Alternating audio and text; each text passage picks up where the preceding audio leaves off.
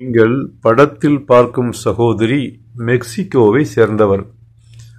மதங்களைப் பற்றி ஆய்ந்தறிவதில் ஆர்வம் கொண்டவர்.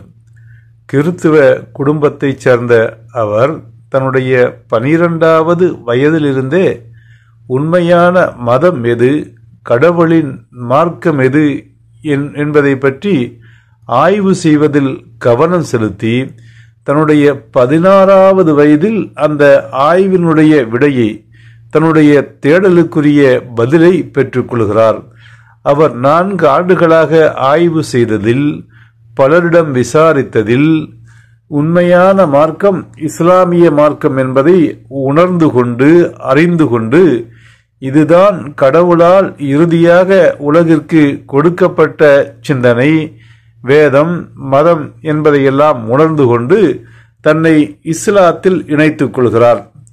மேலும் அவர் சொல்கின்ற பொழுது, பிரிட்டனைச் சேர்ந்த ஒரு கிறித்துவ பாதிரியார் தன்னுடைய நீண்டகால ஆய்வுகளுக்கு பிறகு தன்னை இஸ்லாத்தில் இணைத்துக் கொண்ட நிகழ்வை நான் கண்டேன்.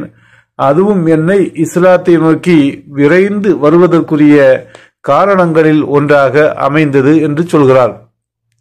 மெக்சிகோவில் அந்த பாஸ்போர்ட்டுக்காக வேண்டி போட்டோ எடுக்குகின்ற பொழுது தலையில் முக்காடு போடுவதற்கு, ஹிஜாப் அணிவதற்கு அனுமதி இல்லை.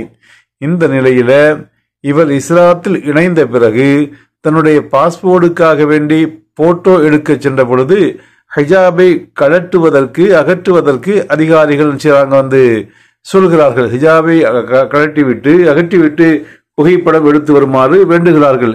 இவர் சொல்கிறார், நான் ஒரு முஸ்லிம், என்னுடைய உடலில் எதை மறைக்க வேண்டும், எதை வெளிப்படையாக காட்ட வேண்டும் என்பது எனக்கு தெரியும். நான் என்னுடைய உரிமையை விட்டுக் கொடுக்க முடியாது என்று போராடி மெக்சிகோவில் பாஸ்போர்ட்டுக்காக ஹிஜாப் அணிந்து புகைப்படம் எடுத்த முதல் பெண்மணியாக மாறியிருக்கிறார். தன்னுடைய பெயரையும் ஆயிஷாவாக மாற்றிக் கொண்டிருக்கிறார். அவருடைய இஸ்லாமிய பற்று, அவருடைய இஸ்லாமிய அந்த கொள்கை பிடிப்பு நிலைக்க வேண்டும், நீடிக்க வேண்டும். அல்லாஹ் அவருக்கு எல்லா விதமான வளங்களையும் கொடுக்க வேண்டும் என்று நாம் அனைவரும் பிரார்த்திப்போம்.